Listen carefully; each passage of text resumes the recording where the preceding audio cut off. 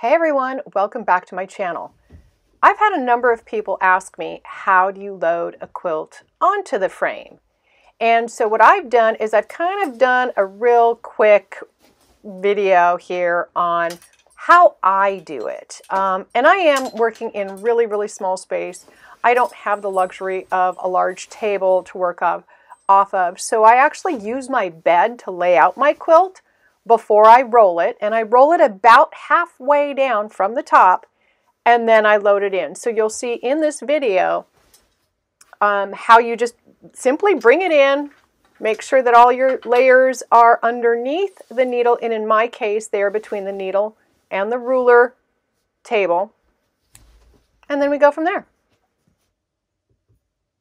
I have my quilt top, my quilt sandwich, draped over my frame. I need to get it aligned. I need to see exactly where I need to be and get it adjusted so that I have enough room to actually quilt a motif without running into the end. So, I mean, that's one of the things about having a small hoop frame, is that you have to be a little bit more aware of where you're at. And it's really hard to be in the middle of a pattern or design, especially on a swirl, and then all of a sudden hit the end, which is an abrupt end. And so if we look at where I'm at on this one, oops, there we go, you'll see that I'm not going to be able to get all the way down on this.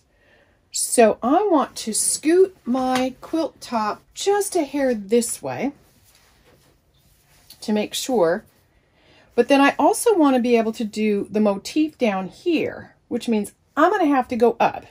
So if I bring this down, my ruler base runs into my bottom rail here, and I need to be able to access this corner way down here. So the quilt top itself is going to need to scooch up just a hair. And let's take a peek here. A little bit more room. That's a good thing. And how am I on the top? I got plenty of room on the top, so I could probably go just a hair up.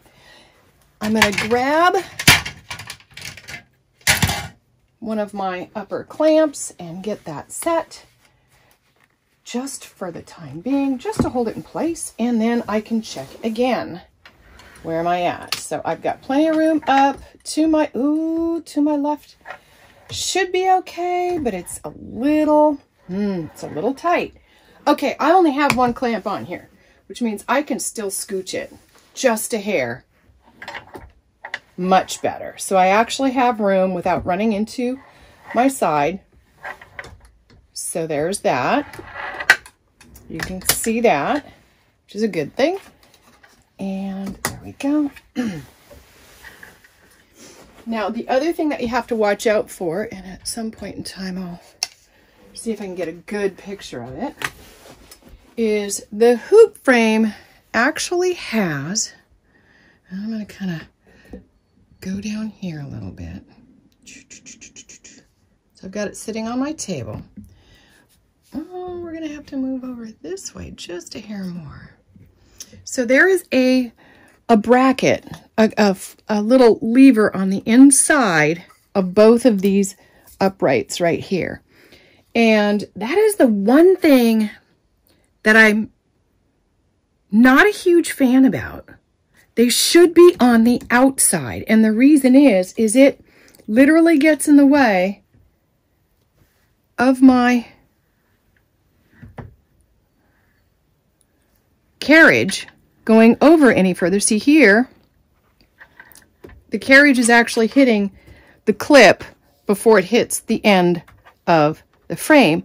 But what happens is when your machine is actually on the carriage and you've got your wheel right here, that actually hits it even more, even sooner. Boy, that came out funny. That hits it even sooner. And so it's like you're expecting it, you know that you have a little bit more space, and then boom, you run into that. So that's the other thing to think of, the other thing to be aware of. And I'm actually just going to go just a hair further. There we go.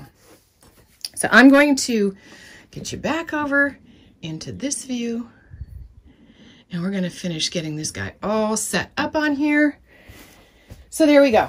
We've got our top, we've got our bottom, we have our we have our ruler plate on because I am doing ruler work on this quilt. So let me finish putting clamps on. And when clamping down the quilt, you always want to make sure that you can read your clamps. You want to make sure that the type is facing upright so that you can read it, because that's how they're set up with these grooves for holding down the quilt top. And we've got one more to go here, so I'm going to reach up.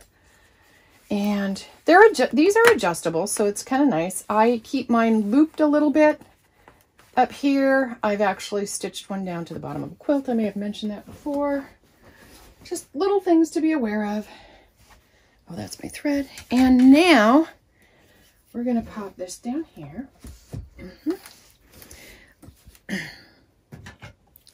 And here.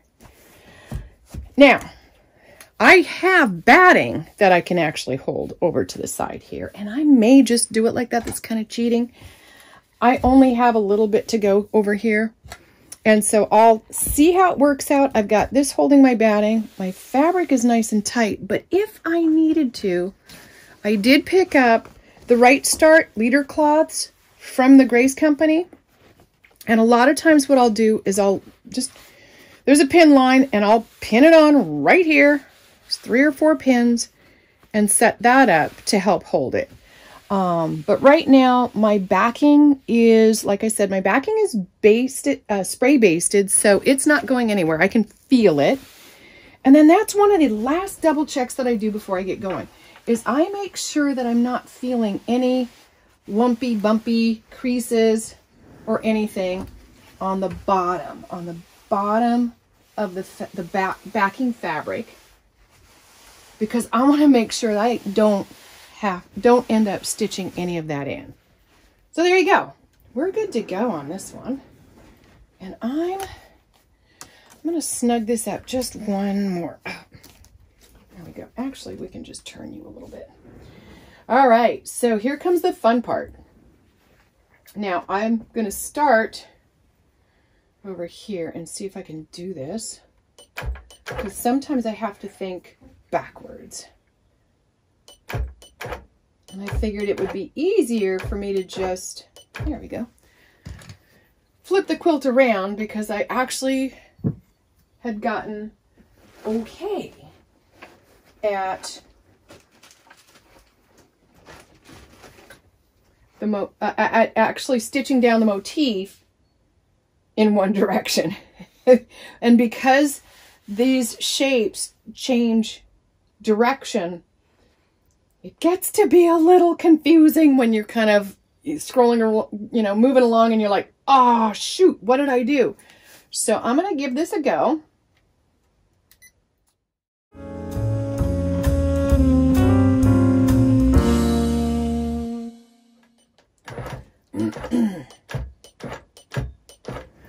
So I'm going to pull this up, pull up my bottom thread. I've already done a little bit of a kind of semi-stitch in place to help inner knot, and there you go. That motif is done. So on to the next one. And none of them turn out to be exactly the same. Yeah, it's a little, it's fun, but the great part is it's your own design, your own pattern. It's your own, and when you wash it and it gets that beautiful quilted crinkle, you're not even going to notice it. You're going to look at how the quilt is put together and how beautiful it turned out. So I hope this helps on your little bit of how I'm working with kind of the bigger quilts on my little cutie frame and how I set it up. And yeah, if you got any questions or comments, by all means, leave them below. And if you like my video, click on the like button, the thumbs up, and subscribe. So I'm going to try to get stuff up there as often as I can. And there you go. Have a great day.